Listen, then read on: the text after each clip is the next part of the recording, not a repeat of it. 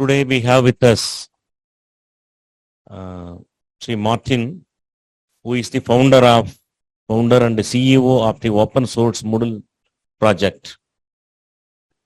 He has a mixed academic background with multiple postgraduate degrees in computer science and education, 3 honorary doctorates, and is a member of multiple boards around the world.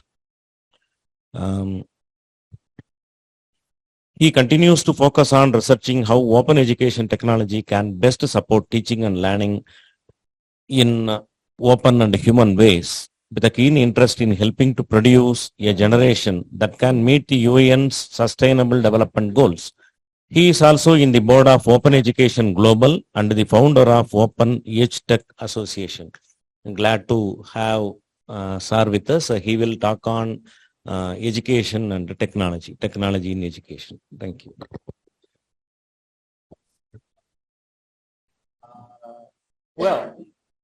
A real pleasure to be here. I didn't come here to give this talk. I actually just came here because I was following my wife, and she's been very involved in the Sai community for many years. But since I was here, they said, oh, maybe you should have a bit of a talk. So I'm very glad to. And then I discovered that you're actually looking at Moodle for the university as well. So everything comes together. Here we are.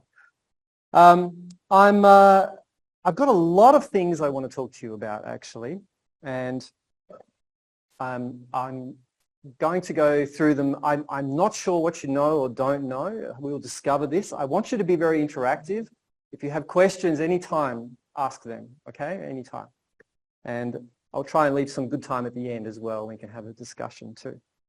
But I am the founder of Moodle. Let me a little bit about myself first. So I come from Australia. I live in Perth, and you can see Australia. I did this for the first time yesterday. I was comparing the size of India to Australia. So India is roughly the size of Western Australia, the state. See India overlaid there. It's a very big continent. Interestingly, India and Australia, we used to be neighbours. Did you know that? So especially Western Australia, Perth, where I'm from, was right next to India. So we could have walked, probably. It wouldn't be too far. So I live here, down the bottom, Perth. But this is where I grew up. I grew up in central Australia. And you can see from how red it is, that's all desert. That's red sand. And it's very empty. Australia has only 25 million people in the whole country, and they all live on the edge, on the coast. And there's almost nobody living in there. So here's some photos when I was very young. These are my pets. I used to have pet kangaroos. And now I still have kangaroos living next to my house in Australia, but I love kangaroos. And I grew up in Aboriginal communities in Central Australia, and I was the only person with like a white face in my communities. So I feel very at home in India. The Aboriginal communities there are very small and very spread out, and my parents were working in lots of different things, but a food kitchen, like they were feeding the children in some of these communities. So this was the main way you would get there, on a small plane, 6-seater plane, and that's how my homework used to get to me. So I did my schooling out there, and every 2 weeks a plane would come with pieces of paper with worksheets and things. And so I didn't go to school any other way. I threw the bits of paper, and also talking on the radio. We had shortwave radios, and I'm 53 now. So what we're talking about here is in the 70s. And so there's me on my shortwave, and not real pictures because I didn't have them, but I found someone, and that's how it looked. So I was very interested in technology and learning online from a very early age, right? This is before the internet.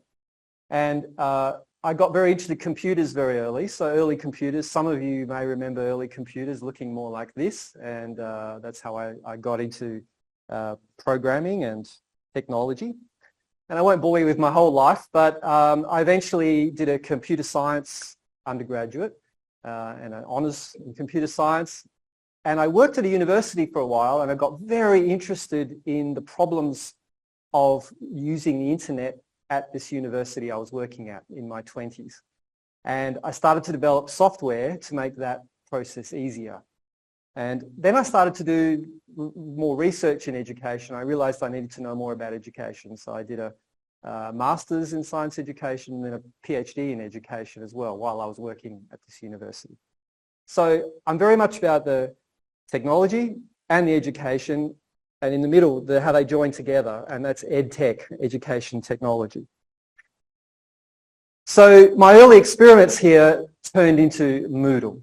And Moodle is an acronym. It means a modular, object-oriented, dynamic learning environment. But Moodle.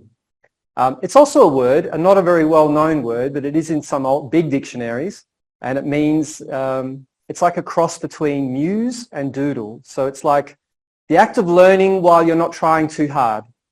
You know, when you're just kind of reading and looking and doodling and following your interests and learning. And this was kind of what I was trying to bring to online to have a classroom of people who are learning almost organically, not, 1, 2, 3, 4, but more naturally. So the mission of Moodle is about empowering educators to improve the world with the most effective platform for learning. And it's very specifically about educators, not students, although ultimately it's about students. But what I see in the world is a lot of people assuming that they know what everybody should know. And so there's this kind of cultural imperialism of, well, everyone should learn this. But the world is very diverse. And knowledge and education needs to be done locally. It needs to be filtered through local educators. So this is about how do we empower educators to improve the world. And I'll get into all of these other bits and pieces as we go. Now, like the place where we are here, Moodle is very values driven. And, there we go.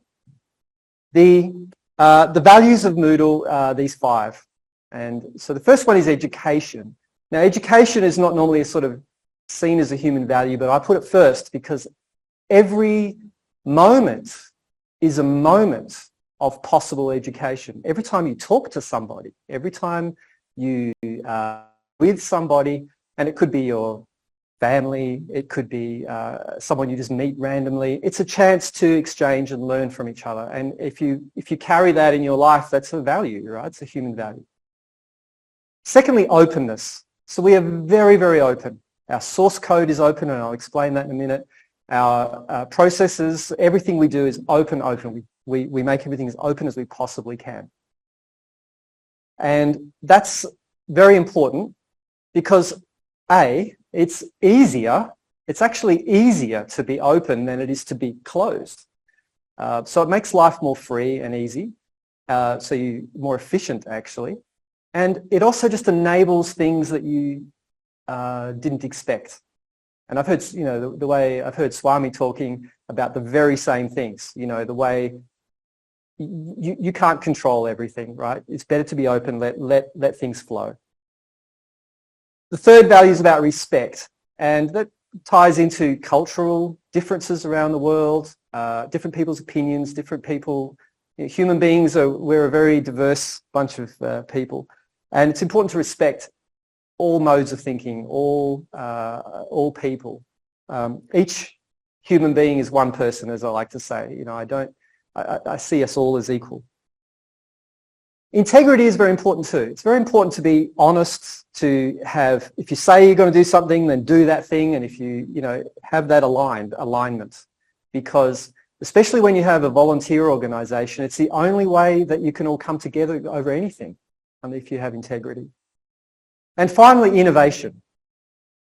Everything is evolving very fast, and you can see it most in technology, but everything is growing and changing, and so it's about empowering everybody to have a part of that. The opposite approach is some companies will say, we have the technology, I'm going to sell it to you. You are the consumers, I'm the producer.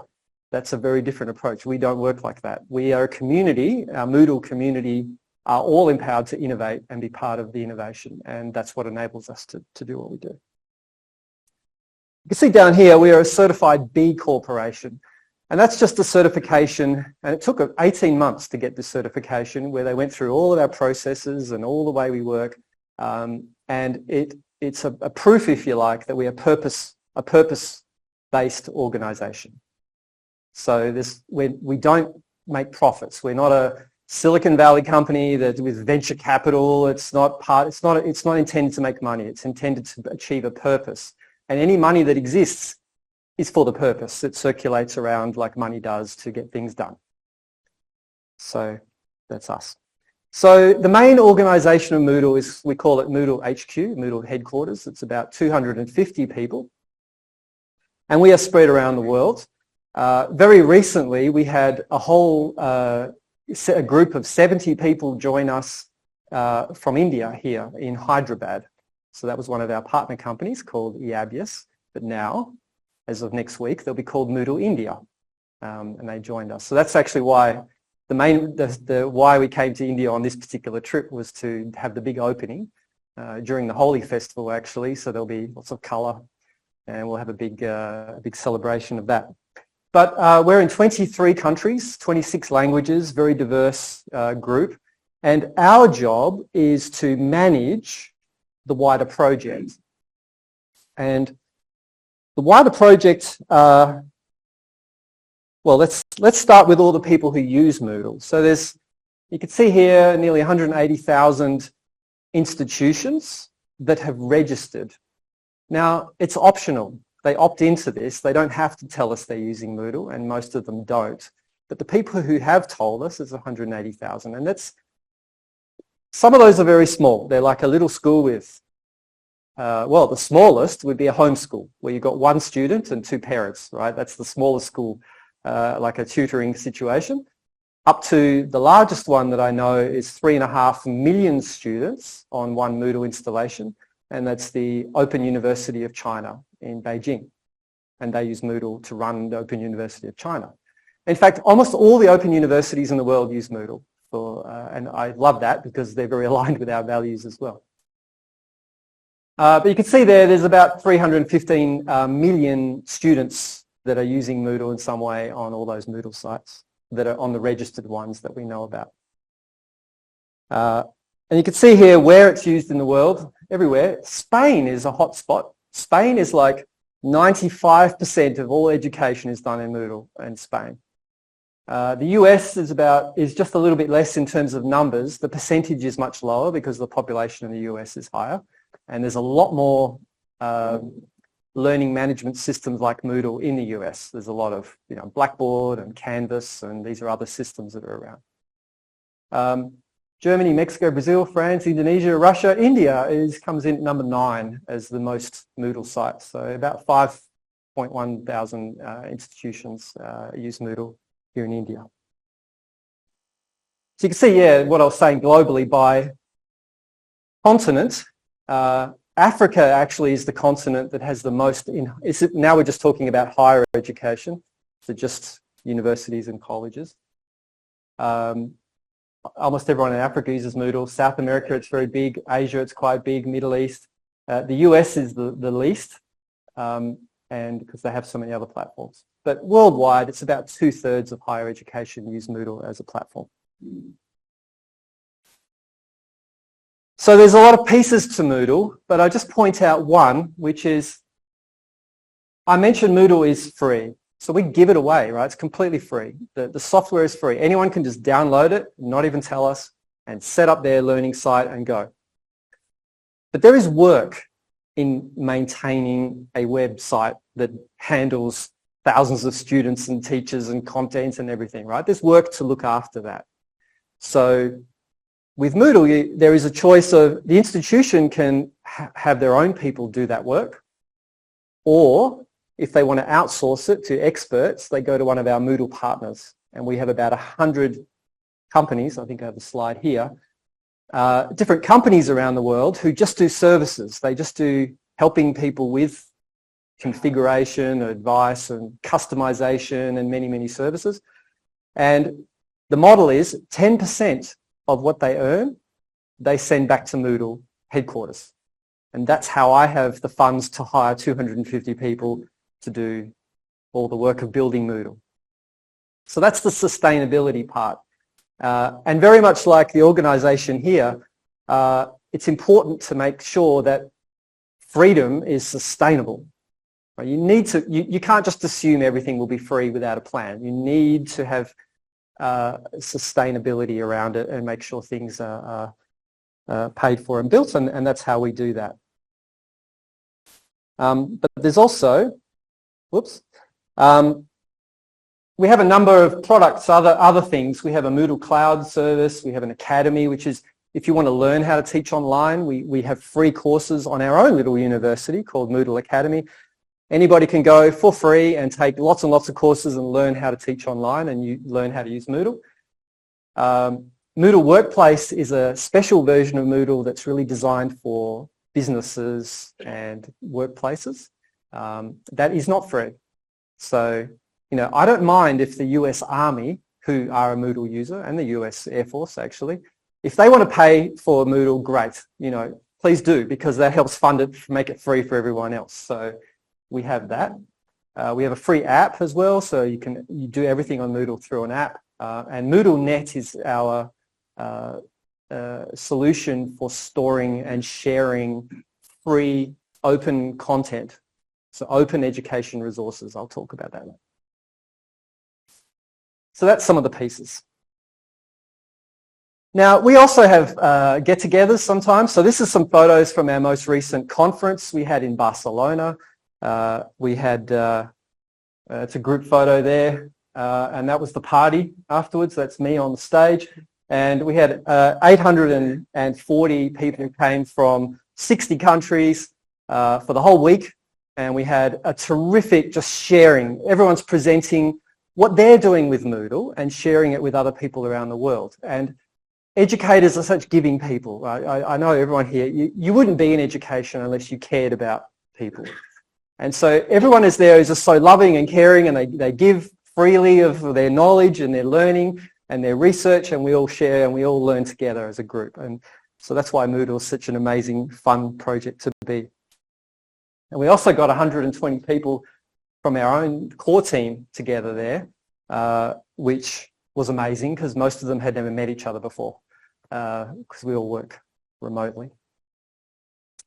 So very quickly, you might not, who's seen Moodle before actually? Can I have some hands here? Anyone seen Moodle before? Nobody, great. So I'm glad. So Moodle looks like this.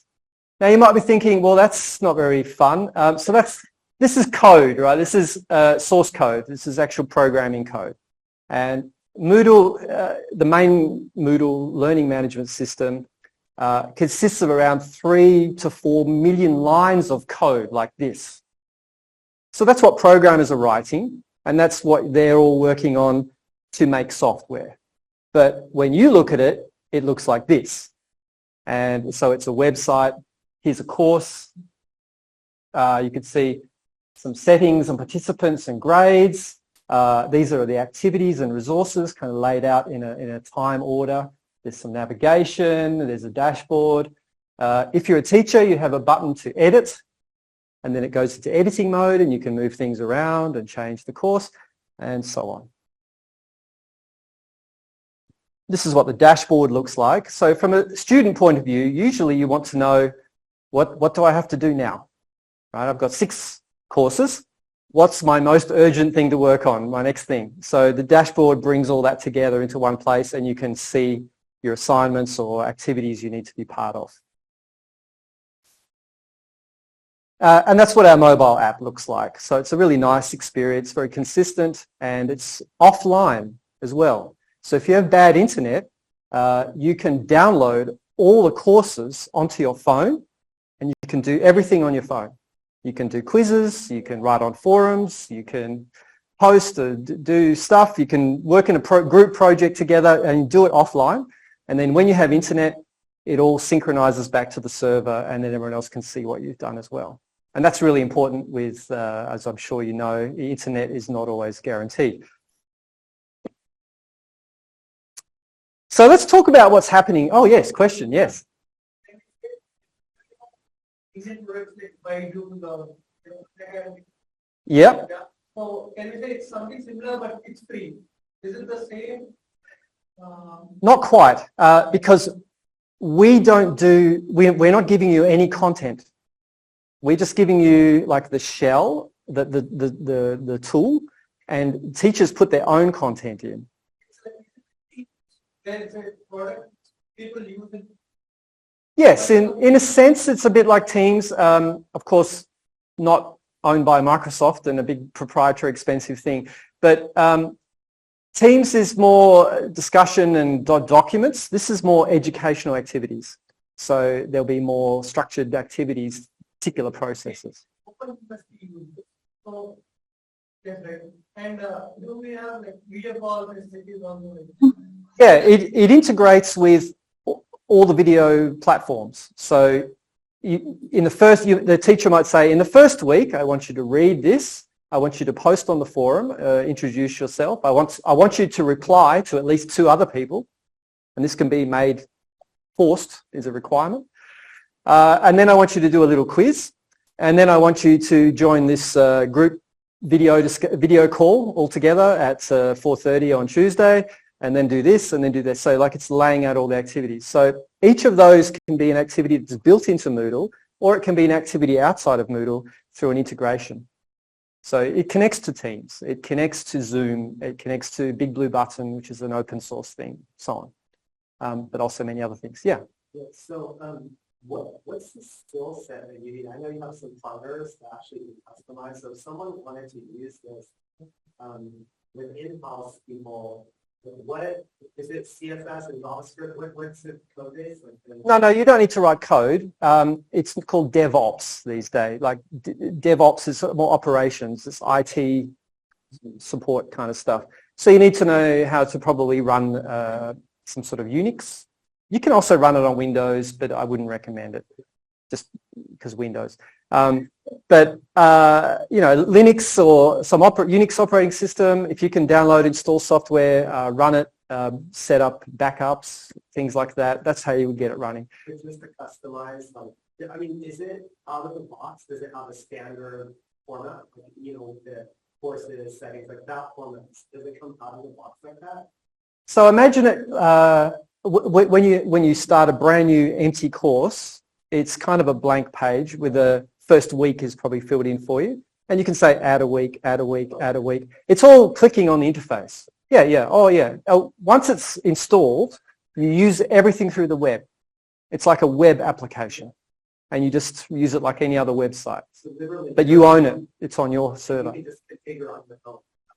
Yeah.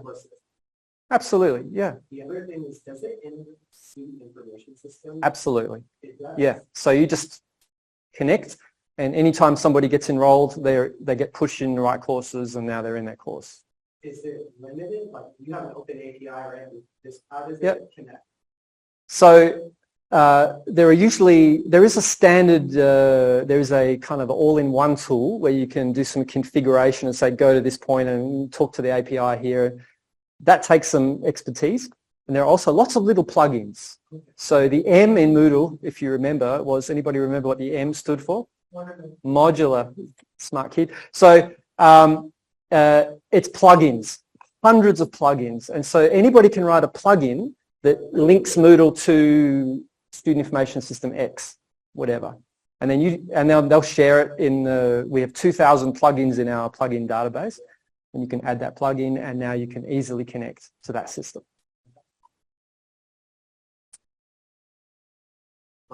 No. Good questions. Very good questions. So, well, look, it's a picture of the world. So, we're all on a little ball floating in space, right? It's one planet, one little planet. So here we all are on this planet, right? And something it's important, I think we all know it, and we don't always talk about it all the time, but we're all connected, right? And I don't just mean people. I mean all the animals, all the earth, everything is connected. It's one ball in space. And I know you feel this because I'm hearing a lot of it when I'm here as well, right? But I think about that a lot. And particularly, I have a diagram here that shows the spread of humans from, well, the spread of humanity across the world. Starting in, from all the best research that's been done, we all started in Africa. 200,000 years ago, we were all in Africa. And we spread up through Europe, across Asia, India. Humans got it to India around 70,000 years ago. It crossed over to North America around 15,000, so probably the US got about 12,000 years ago. Australia, humans got there about 50,000, and they only got to New Zealand like 1,500 years ago. So we've all come, we're all the same family, and we're all spread out. And I think, to me, that is a very, very important thing to think about, is how we're connected, even when we don't think about it on a day-to-day basis. But literally, every piece of clothing we're wearing is from something else. Every piece of food we're eating is from the ground, from all around the country, all around the world. Everything is going through us. We're all part of it. We're like the apples coming off an apple tree, right? And with that kind of thinking, I think it's really important that the things that we build should also connect. And actually, things like the internet is a way we are learning to connect on a global basis. And we're passing electrons from country to country. We're sharing ideas more and more, faster and faster. Everything's accelerating as we connect ourselves, and we become this connected being in a way. And right now, there's a lot of problems. We still have wars. We still have all kinds of conflicts. It's a bit like the world is a teenager with pimples. Right? It's got a lot of pimples. It hasn't quite settled down yet. We're all in this state. And I feel like it's our job as people living in this time to help us get past the adolescent stage into a more stable, mature phase where we operate in harmony, in peace. And education is in the middle of that process. Education is what makes our brains work the way they do. It's how we connect and how we fit together. Great diagram here you're missing out on. Hang on, I can turn it around. So here's just a bit of a picture of the Earth with all the energy, right? So it's all this energy that's connecting. And electricity is the most pure form, one of the pure forms of energy around, right? Electricity. All this technology is running on electricity. We're all connecting through electricity. We operate on electricity. Everything's connecting. So when I look at this situation, and let's look at some of the tools we're using. So this is a laptop, looking at a laptop on a laptop, where that's obviously a lot of us have this tool to connect. Interestingly, I keep losing this every time. Yeah, a lot of us have phones, right? We're carrying around. This is a supercomputer from 20 years ago. 20 years ago, this was a supercomputer. Now it's just, oh, damn, I dropped it. I'll get another one, right? But where are we going? Have you noticed that technology is getting smaller? It's turning into wearables, right? So you've got little headphones, right? Bluetooth, radio waves. The internet can stream through radio waves into our ears. You can hear the voice of a person talking on the other side of the world while you're walking around. It's incredible. It's like magic, right, when you think about it. We're very used to it already. But watches, right? This is a biofeedback device as well. This thing is not only notifying me of what's happening around the world, it's also reminding me about my body, right? It's a biofeedback device. Has anybody tried virtual reality here? A few of you? Good. So with virtual reality, you put glasses on your face. Now a virtual digital world feels quite real and starts merging with the real world you're in. Right now, a lot of the headsets look like this. They're kind of big and bulky and they've got cables and so on. But this is what they're becoming. They're becoming glasses that not much bigger than that. Now, most of this, well, let's say, most of the older side of the room are wearing glasses. A lot of us are just, you know, first thing what you do in the morning, you take your glasses and you put it on your face. That's easy. We're used to that. Now, if this was a little bit thicker and it had Bluetooth technology in it and it connected to this, and this is the internet, you can see it's going to happen, right? So now the internet is happening on your face a lot of the time. And with sensors, your glasses are aware of your environment. So I could be looking at you and I could see above each of your heads your name. Would be super helpful right now, right? I could, if I was in a class, I could suddenly just, I know everyone's name immediately. Now, of course, it's much better to learn everyone's name, but you don't always have that opportunity in society. And imagine if people openly shared information about themselves, you could know about each other, it would be great. But for more than that, imagine I was an architect or I'm learning architecture and I'm in this building and the university has said, yeah, the plans for this building are available on the Wi-Fi and my device connects to the university information server and now I can see the plans of this building. I can see the load on this wall. I could see how old this building is. I could understand when I'm looking at a piece of art or a sculpture, I could understand who is that sculpture of, right? So for education, there are many, many possibilities here as we start bringing the internet into the real world. I mean, we already do. Like we're looking at the internet all the time on this black mirror, but it would be much nicer if we could have it as part of our experience.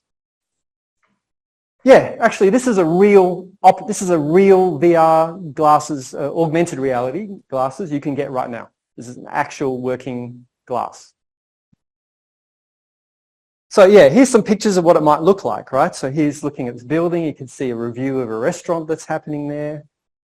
Someone's learning piano and the keys are lighting up that's teaching you how to press keys on the piano. Some engineers working on a virtual model of something right in front of them. You go into a gym and you can see all of the different equipment and how much it weighs and so on. And this is a use case that you can do quite easily now with VR, is have completely virtual computer monitors. So you can be in an airplane on a little seat and you might have a 3-monitor display with everything on it and you could be in your office while sitting in a little space. I'm not sure why this is blank. Oh, this is a big video. I'm not going to show it now. I don't think I have enough speed. Let's see. Is it going to work? Oh yeah. Well, this is some examples of actual augmented reality happening today. This is what it can look like. It's a bit jerky here through Zoom. It's much smoother here. But this guy is playing a game on a tabletop, like a video game. But it's actually happening in the real world and his dog is sitting next to the table and he can still pat the dog while he's sort of in the game. This is another little example. So this is, the glasses can actually see where your hands are and actually your hands are now part of it. So you can touch digital objects.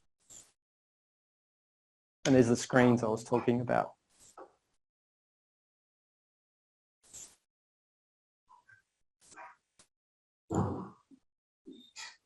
So a Zoom call won't be quite a Zoom call, or a video call won't be like you have to go on to look at a screen. It can just be like your mother could just pop up in your room and say, hi mum, and you know, and you can tell it, we can teleport. So we'll be a lot closer together, possibly. Now I want to say I'm not just, there's a lot of dystopia possible here as well. This video shows you the worst possible case. So imagine this world is run by commercial for-profit companies. Imagine this world driven by advertising and control is running your experience, and the only devices you can buy are ones that are from these companies. And so now you're being trapped in a world full of advertising and filtering and noise, and you know, you're lost in a digital space. And this already, you know, it's very easy now for people to get addicted to YouTube and social media. because of the powerful social media algorithms driven by advertising. So we know this is a danger. But when it's in your face, very dangerous. And this is why it's really, really important to have an opposing force to the companies who are building this stuff, which are driven by profit. And if you're driven by profit first, not purpose, then you may just treat people as consumers and you want to farm everybody, right? You farm everybody like cows. And that's a horrible world. This is a dystopia, right? I don't think anybody wants to see that. Well, except for some, I just feel when you see the pressures in commercial capitalistic society, we're going to be pushed towards that. And I'm not a fan, to say it mildly. So, oops, a bit stuck on that one. Here we go. Now, this gets even worse when you talk about brain interfaces. Right? Now, when I look at a screen, the thing on the screen, happens to be my wife, goes to my eyes. My eyes are very, very close to my brain, directly connected to my brain, straight into my brain, right? So there is a brain interface here of our senses. But I have some control over how I direct my senses through my attention. When it's in your brain and you've got a brain interface, and people are building these, and there are very effective ones. I've seen demonstrations already of people posting on social media simply with their brain. Just sitting there and doing a Twitter post. That's possible already. Actually done. Like not, it could happen, like literally has actually been done. Then we get very, very, very questionable about the ethics of like how we operate these things and who owns these things, who controls these things. And, it's very exciting. I would love to control things with my brain, but I want to have control over that thing, right? I don't want other people being in the way, particularly when you're getting into your brain. Here's something else that's happening now, robots. So robots plus AI, robots plus this technology means the internet is not only projected virtually on our real world, it's literally walking around our real world. So this is a real robot connected to an AI, and this is an example of something that it did recently. It knows about the layout. It's smart enough to look around its environment and understand what's there. And it understands food. It understands different types of objects. And an engineer said, oh, I'm quite hungry. And the robot by itself, without any programming, knew to go to the kitchen, get a banana, and bring it back to the engineer. So that's a lot of logical steps if you think about it. And nobody programmed that in. It's deducing this from its knowledge of the world. It's been fed by looking at lots of internet. So it knows how things work. And now it can start acting. So it's a very short time away when robots will be walking around doing work for us. I mean, who wouldn't love a robot to clean our kitchen after a meal, right? It would be, I'm probably the first to get one. I actually have robots at home. They're not that smart yet, but I have a robot that cuts my lawn. It just, every day, comes off the charger by itself, goes out, mows the lawn, goes back on the charger. And that's a little robot that has been around for 10, 15 years. They're not new, those ones. There are window cleaning robots that climb over the windows and clean the windows. But as they get smarter, they're going to be more human-like, and they're going to be like other beings. We are creating other thinking beings in our space, which is a very interesting, more than interesting, it's a very existential thing we need to be thinking about. Now, I've mentioned AI a few times. I want to talk about artificial intelligence a little bit because it's been, just in the last couple of years, there's been immense improvements. Now, the thing that's hit the mainstream a few months ago was ChatGPT. Has ever heard about that? Now, I've been looking at the same technology for 2 years. Like ChatGPT is based on GPT-3, which is the third iteration of GPT. So there was a GPT-2 and a GPT-1, and they've been coming out for years. But the general class of these is called either generative AI or large language models. And what these models do is they just scoop up millions and millions of pages of information and they pour it all into a structure that is very similar to a brain. It's neurons. They call them a neural net. But it's a software version of a brain. And it learns. And then you ask it to do things, it will predict the next thing to do almost statistically from its knowledge, just like we do. Like, I'm talking right now to you. I haven't planned this speech. Right? I have some idea of what I'm going to talk about. But my words, when you're speaking, your words just sort of come out, don't they? Like the next word just comes after the previous word. You're not really consciously thinking about it. But the neural net is statistically placing words one after the other to express your feelings, your thoughts, your desires are coming out in language. So these things work in a similar way with language, and that's why ChatGPT is amazing, because it has all the language abilities, but it's not a conscious being. So it's just the language part, which turns out to be a bit separate. So this is called deep learning, and this has only happened in very recent times. We had very earlier iterations of AI. But 11 years ago, an AI beat the best person at this game show called Jeopardy. It actually won Jeopardy. That was 11 years ago. 6 years ago, an AI beats the best player at the world at Go, which is a very difficult game. Anyone play Go here? Anyone? Oh, you should try it. It's an amazing game. Better try it now before the bots play it by themselves. But that's a really great game, Asian board game. These are proteins. So protein folding is a very interesting thing. A protein is a long string of bits of biological matter, proteins. Sorry? Of yes, and they fold up into a shape, and that shape fits into your body into different ways. So that's why we eat proteins to survive, because we need certain proteins to survive. But that's also how we make medicines. Medicines are special shapes that fit into our body in certain ways to affect our health. And it used to be, only 10 years ago, you could spend your whole career as a scientist studying how to make one particular shape how to make a protein to fold up into one particular shape.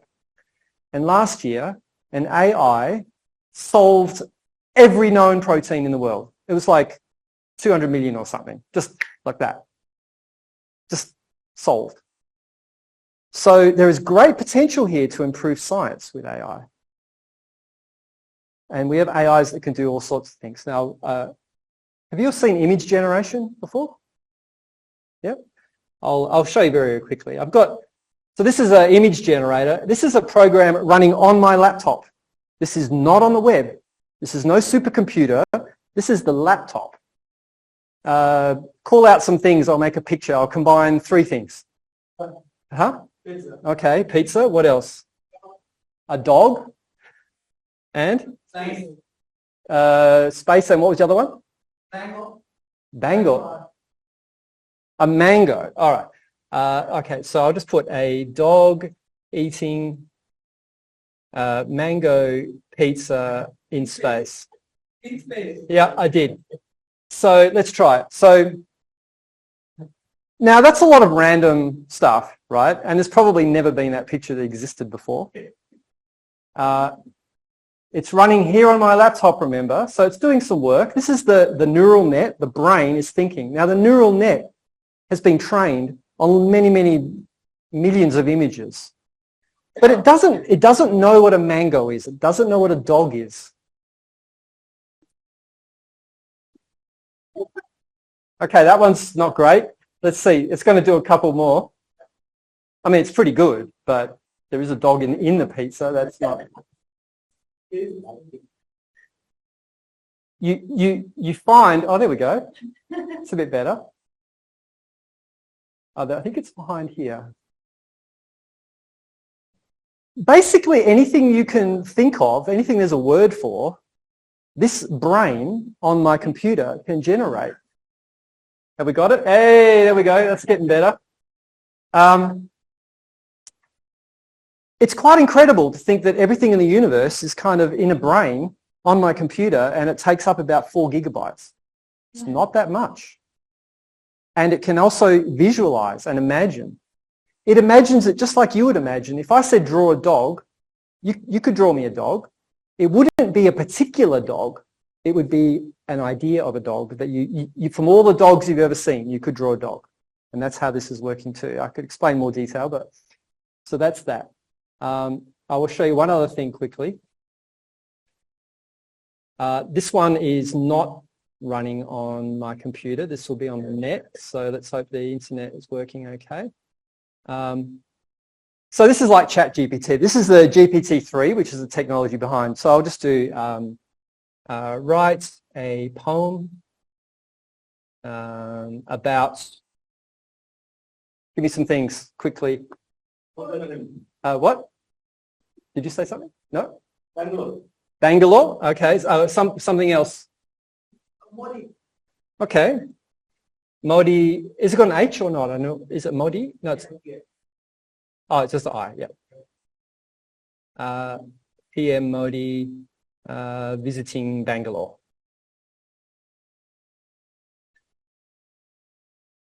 So off we go. Now this is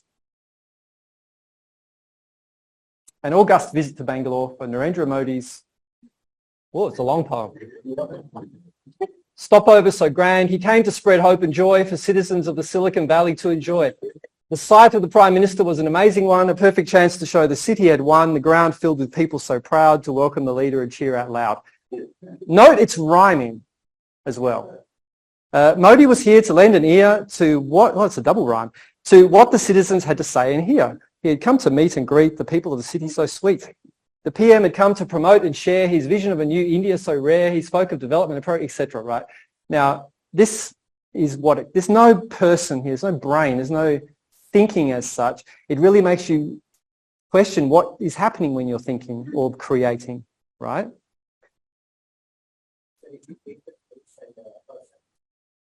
What's that? Read that question. Saying the Modi is a US president and that's a US place. Does it repeat the same? Oh, absolutely not. In fact, even if I change, if I just keep it the same and do another submit, you will get a different poem.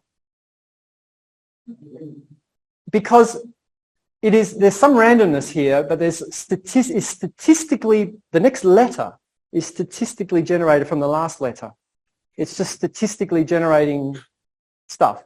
And it turns out, because this is very good at language, these models, it turns out that a lot of things we do are language. Designing web pages is actually language. Making music is actually language. A lot of creativity is actually language. And people are using exactly the same model to generate pictures, to generate videos. Actually, this morning I was watching, someone has made an endless Seinfeld. You know Seinfeld? It's an American comedy from the 90s. Someone has made an animated Seinfeld that goes 24 hours and never stops. And it's continually writing its own script, its own jokes. It's making the images, the characters are moving around, their mouths are moving. It's actually funny, some of it. And it's just going 24 hours, never stops. Endless Seinfeld. So it's going, you can see this is going to affect every field. It affects the scientific fields, our research, the way we do research, the way we solve problems. We're going to be using AI more and more to solve our problems as an assistant. In our creativity, it enables us to do more all the time. And of course people are worrying, well, what happens when this gets self-aware? What happens when the AI starts building AIs, right? Because you can write code. I could say, write, we're going to get stuck on this one. I know it's most fascinating, but it's very easy to get stuck on it. I could say, write a Moodle function to add two strings together or something. Never tried this before. It's writing code. That is actually correct working code. And that's the same tool It can actually, anything humans can do, it can do too, pretty much. It's amazing. So let's get to the problems. I'm running out of time. Ethics and truth. It turns out these engines, when they're developing, they're just putting out statistically character after character, they don't always tell the truth because they don't know what truth is. Sometimes humans don't know what truth is as well, but they will make factual errors. They hallucinate. It's like they're dreaming. They're dreaming. And although they are quite correct many of the times, and they're very useful with writing a poem, because it doesn't matter if it's a little bit off, right? But if you're asking it specific hard questions, it will very confidently always try and it'll always try and answer, and it'll make up stuff. And I'm surprised someone hasn't already said, make a website which is got all the pages of Wikipedia, but just write it yourself. Because someone could do that. And then imagine your Google searches will be polluted with so much looks right but isn't quite right information. We're going to lose a handle. Our next generations, it's going to be harder and harder to find the truth. It's going to be very, very difficult to know. And this is one problem I'm proposing. I know how to, I think we should be solving. And just ethically, like there's so many ethics questions about how we use this in our life. You can now generate a voice of anyone saying anything. You know, you could get PM Modi talking about, goats and put it online and say, oh, I got this recording, and people will think it's true. So if you can't trust anything you can see or hear or read anymore, that puts us in a very, very difficult situation. And it won't surprise you to know that I think the answer is the education system needs to solve this. It's our responsibility. It's not going to be governments. It's not going to be corporate companies. I think it's education. And particularly, I think in here you'll find a lot of Swami's goals are actually also part of the UN sustainable goals. These are the 17 sustainable goals. So every country in the world actually got together and agreed on this list of 17 big things we should solve globally. So no poverty, zero hunger, good health and well-being. They should look familiar. Quality education, gender equality, clean water and sanitation, etc., etc. Climate change. Like these are the big ticket agenda items for the world. And every country in the world agreed except the US, unfortunately, because the US is not part of the United Nations. Or UNESCO rather. So that is the agenda. And how can we focus on this if we're being distracted with fake news? If we're being distracted with endless generated entertainment? Why would you watch a lecture from someone who knows what they're talking about when you can watch endless Seinfeld? You know, it's very distracting. There's going to be more and more distractions in the world. So our education needs to help us flourish and be healthy in this future world. And this is where I get to, I might go over time a few minutes, but so what is education for? Here's my view. What is education for? These are all AI generated images, by the way. So I think one of the things education is for is to find your passion. And that may change in your life. You'll have many passions. But once you hit your passion, then life becomes effortless. Work becomes effortless. It's just you do it, right? So finding your passion and education and guidance from people who are experienced can help you find that passion. The second thing is you want to internalize skills. So a doctor learns many times through repetition on how to cut open someone and do all those things. But in an operation, it's not something you're going to be thinking about in terms of steps. It's something you just do because you've internalized those skills. It becomes part of you. A really important one is you need to learn how to learn. You will never stop learning. We will all keep learning for the rest of our lives. And if we learn well, we can do more, we can achieve more, follow our passions. And an important thing is to learn how to work with others, because each one of us is just one of us in 8 billion. We need to learn how to work together to get things done. And I don't think that's strange to you.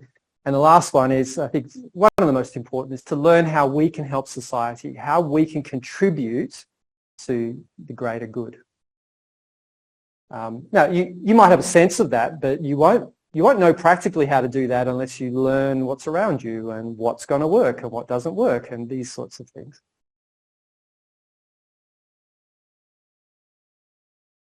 So now we get to the crux. How can we best support all of that with technical infrastructure? Now, I talked about a lot of the trends that are happening. They're mostly being driven by big commercial companies, the Googles, the Microsofts, the Apples, the Dells, etc. They're all profit-focused things, and they're doing a lot of good stuff. Like, we all use their stuff. It's okay. It's a lot of good is coming of it.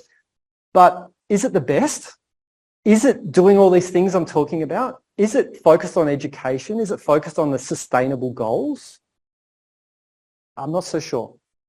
So I've started this group called Open EdTech, and this group is to design the software infrastructure for education to use.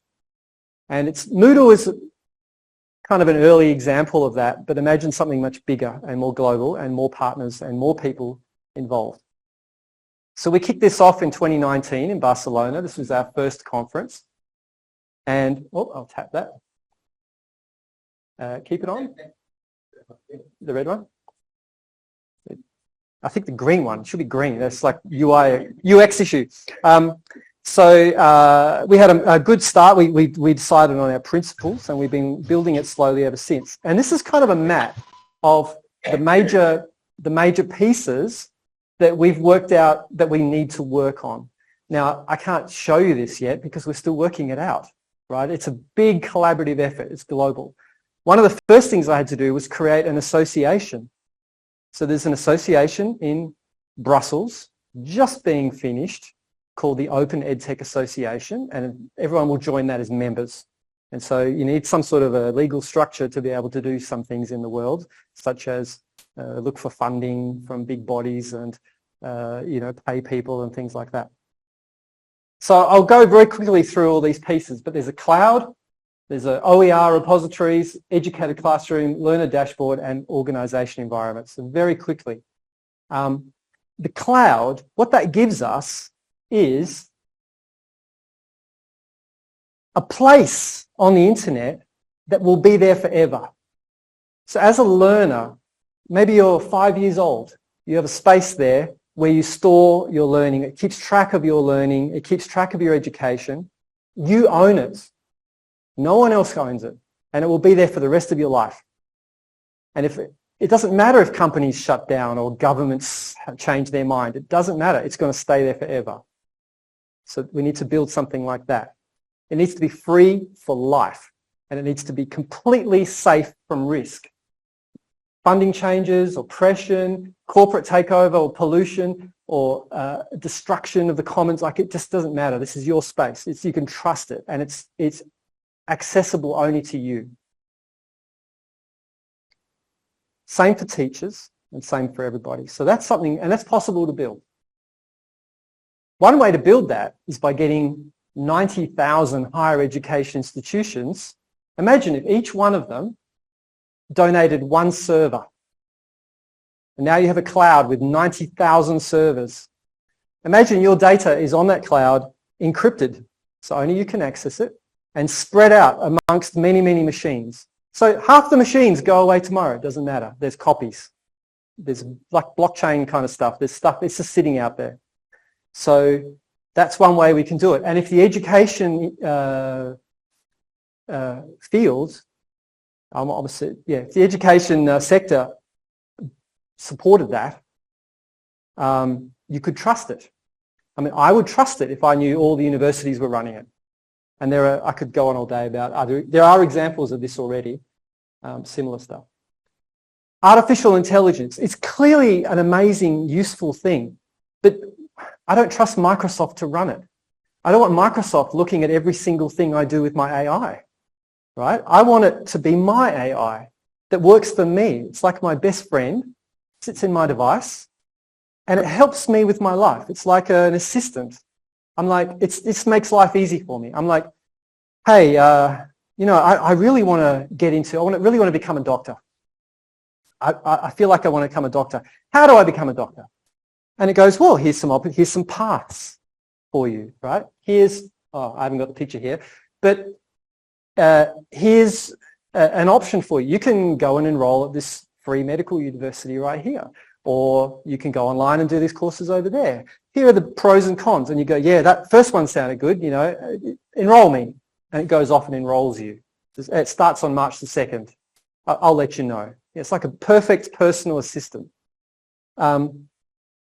We have to build this stuff to be friendly to us, and we have to have control over it. The third one here is open education resources. So this is where the truth comes in. Like, if we work together, we can build resources that we can trust and that we know are like a solid bedrock. They're not AI hallucinations. It's actually truth. And open education resources usually related to Creative Commons. Have you heard of Creative Commons? It's like a license. You can write something and say at the bottom, Creative Commons license.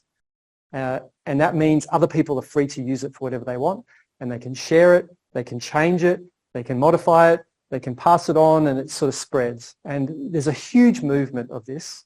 And I'm on the Open Education Global Board, which is a big organization globally that's kind of stimulating these things. The learner dashboard I've already sort of talked about that when I talked about AI, but it's the idea that you have your own place that's helping you with your education, helping you grow as a person, helping you connect to the right people, helping you find, now I'm going to use this word guru, and I know it's a very specific word here, but I'm also using it in the sense of, so someone who's your life is life sciences perhaps. You study life sciences, you're reading life sciences, it becomes your life. I've got better pictures of that actually here.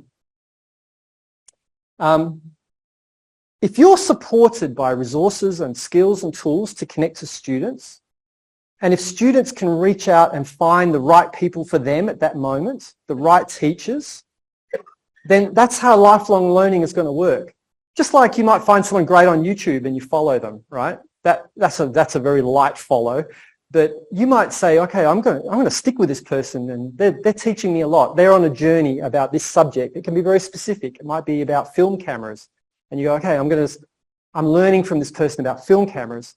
And then you move on. Your life is on some other subject. So I want to learn about this thing. So you connect to someone else. So how do you find those really good people who are filtering and combining and putting information and leading you on a learning journey? That's what the AIs can do for us. And the teacher needs tools to manage many, many, many learners, and the learner needs tools to sort through many, many teachers. And that's where we can build an open infrastructure. So I'll stop there because I'm going a bit over time. That's what Open EdTech is about. And at the moment, we're splitting into the working groups about these things, and we're designing and visualizing what they look like. So we can all decide, is this something we want or not? And we get a lot of feedback from many, many people. And eventually, we'll start building it.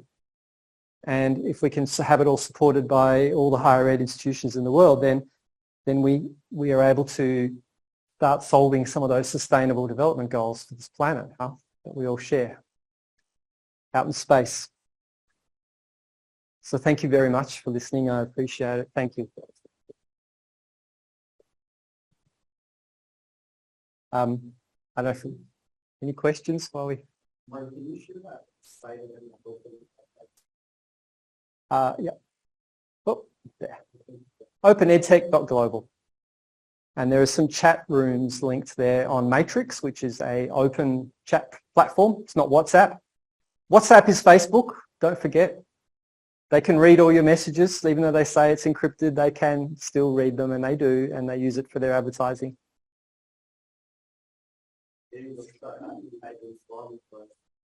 Hey? Yeah. Oh, it depends on what you're talking about, yeah. Anything else? Yes. So Oh, here we go. Which one's? I think that's probably closest. Might need a bit more work. There we go. No, this was, well, you can use it on the web. Look up stable diffusion, or there's DALL-E, or Mid-Journey, or I don't know, just look at AI image generation, you'll find lots now. But I did use this one because it's actually stable diffusion running on my laptop. And I just wanted to show that how powerful this stuff is becoming on ordinary computers, which means, you could run an AI on a phone in the future and it could be your best friend. Hopefully not your best friend, but your second best friend. Yeah.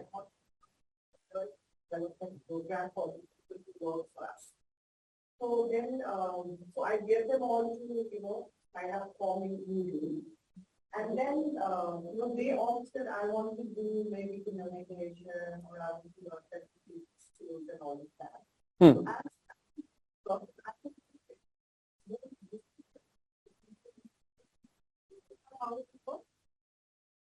Yeah, so there's a few ways you can get Moodle. So you can go to our website, download it yourself onto a server. You need to have those slight developer operation skills to run it. Or we have a very easy to use system called Moodle Cloud. And that's a couple of clicks and you get a Moodle site. And then you can just make stuff on there. So you can just do a trial if you want to try it out for free. And then it's a very small cost after that. But if you need something for an organization, it's best that you probably talk to our partners and they help with setting that up. Yeah. Yeah. Yeah, we have a certification program actually. It's quality is very important. There are actually many more companies that do Moodle services that are not here because we've not certified them.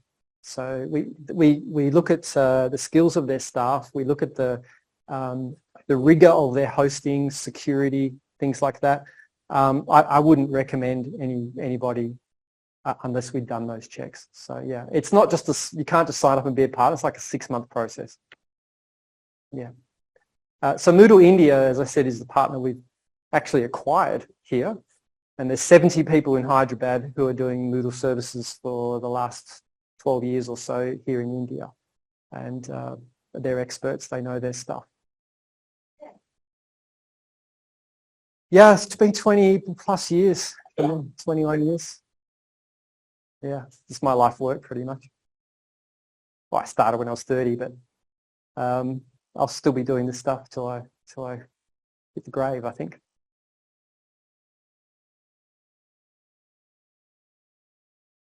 Somebody did a calculation of how much it would cost to build Moodle again from scratch, and it's around $100 million. That's how much investment has been I've gathered through the various means to get it done.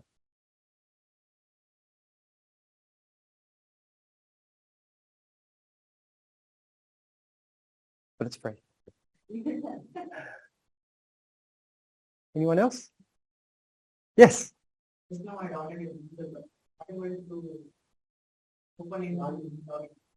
On where? Which side are you on? So the app doesn't work unless you can connect to a Moodle site. So you. Yes.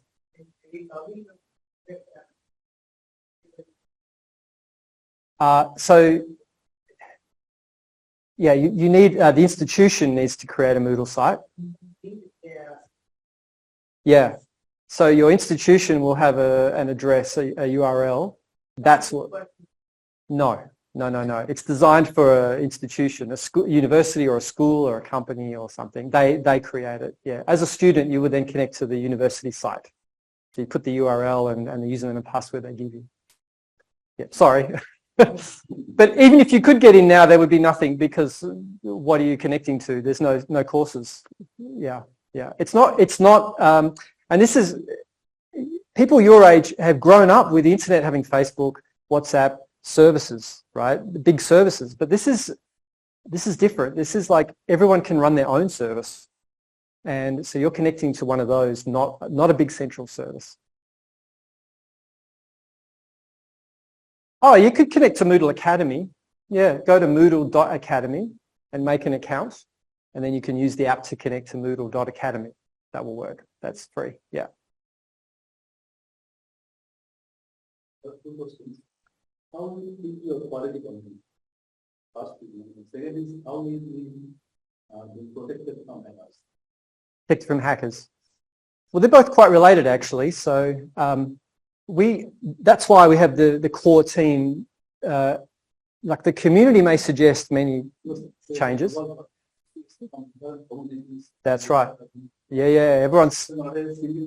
Yeah. Oh, there is. So first of all, we have very strict coding guidelines, and we have a lot of APIs. So you have to fit in with the Moodle way, in a way.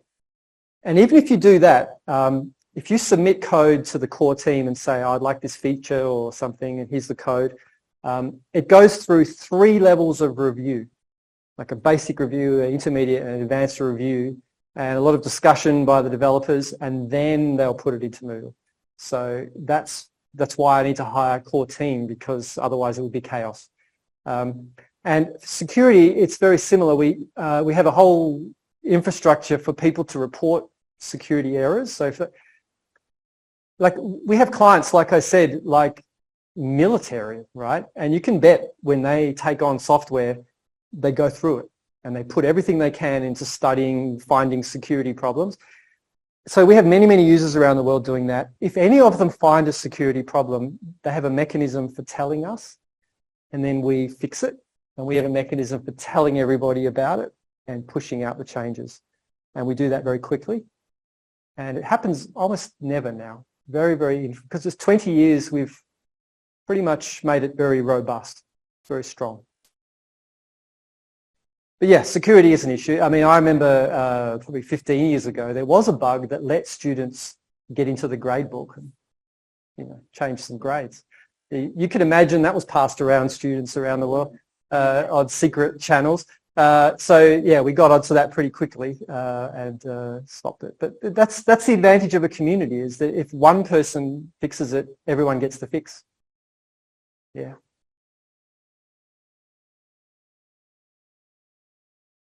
Okay, thank you very much. I think we should understand. Thank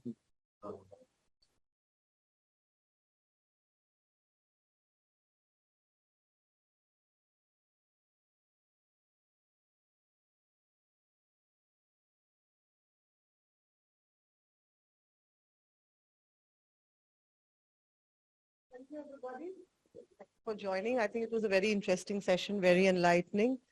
Yes. And I must say that, I've spent about 1.5 days with a couple of hours with Martin, and he thinks like a Vedantic, which means knowledge has to be free.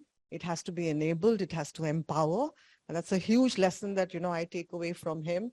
And for me, the most interesting thing about Martin was, he started Moodle, thinking about Moodle in 1999, when I don't even think we were aware of something called the internet and the capabilities that it had. So that's, that's when I think of what Sadhguru says, that when you're thinking of solving problems, first of all, solve bigger problems. Don't pick at the small ones. Think of finding solutions rather than becoming problem creators. And I mean, look at this, 1999, I didn't even have what did we use? Those old boxes. Yeah. At that time, to think that, the internet and the education could be a great leveler and an equalizer in the world is amazing. Thank you so much for that, Martin. So on behalf of the university, on behalf of all of us, on everybody, are there people watching us, sir? Yes, so everybody who's been online watching, bye from Martin. And any questions? Martin is here till Monday, right? Yeah, so... So feel free to ask him. I think he's got a depth of knowledge. I think our university is also talking to the Moodle team to see how we can integrate that. Hopefully when that happens, it will be wonderful. Thank you so much for listening to me. Thank you so much again, Martin. Thank you to audience. See you, Saira.